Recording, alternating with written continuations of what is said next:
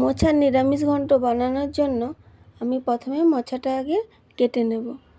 তার আগে এরকম করে মোচাটা ছাড়িয়ে নেব। ছাড়িয়ে এর মধ্যে একটা মোটা ডান্ডি আর একটা পাপড়ির মতন অংশ আছে, ওটাকে বাদ দিয়ে দেব। এই দেখুন, একটা মোটা অংশ আর একটা পাপড়ির মতো, এরকমভাবে একটা একটা করে আমি মোচাগুলো সব বেছে নেব। এই দেখুন, এরকমভাবে সব মোচাগুলো আমি বাদ দিয়ে দেব। দিয়ে এগুলোকে ছোট ছোট টুকরো করে কেটে নেব।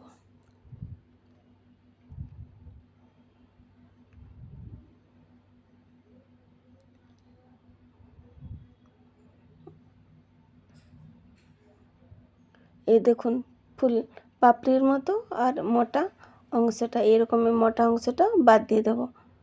আমি এরকম প্রসেসে সব মোচাগুলোকে ছাড়িয়ে নিয়ে আমি এগুলো বেছে নেব প্রথমে।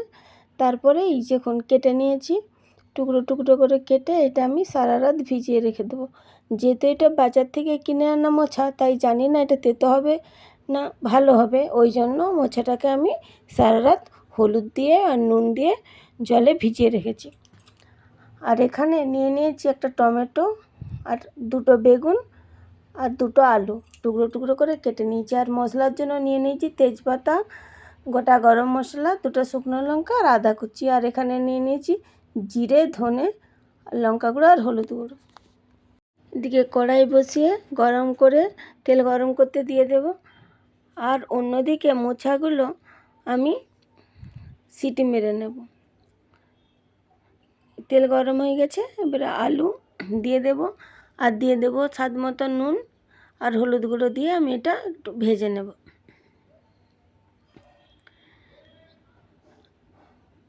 চাপা দিয়ে দেব আর ঢাকনা খুলে দেখে নেব হয়েছে কি না। এরপর আমি হাতে বেগুনগুলোও দিয়ে ভেজে নেব।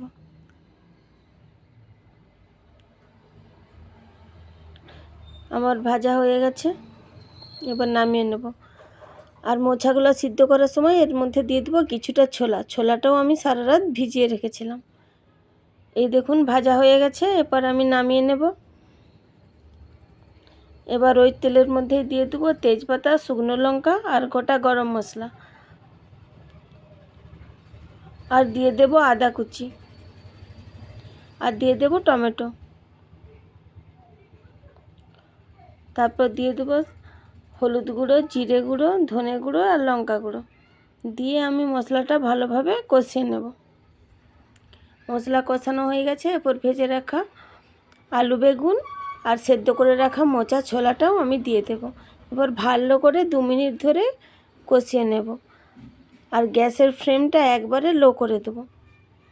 অল্প অল্প চাপা দিয়ে আমি এটা ভালো করে কষিয়ে নেব। দেখুন ভালো করে কষানো হয়ে গেছে, এরপর আমি জল দিয়ে এটা রান্না করে নেব আরও 2 থেকে 3 মিনিট মতো।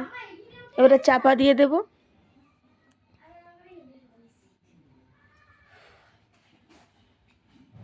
ঢাকনা খুলে দেখে নেব হয়েছে কি না। দেখুন ভালো করে হয়ে গেছে। এবার আমি একটা এরকম ডাল কাঁটা দিয়ে এটা একটু ভালো করে ঘেঁটে দেব।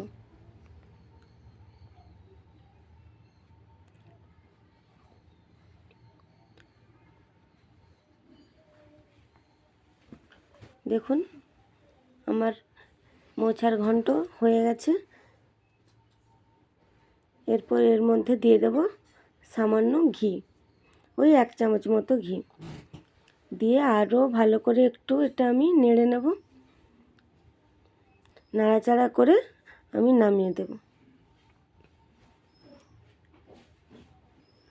রেসিপিটি যদি আপনাদের ভালো লেগে থাকে তাহলে অবশ্যই একটা লাইক, কমেন্ট ও শেয়ার করে দেবেন।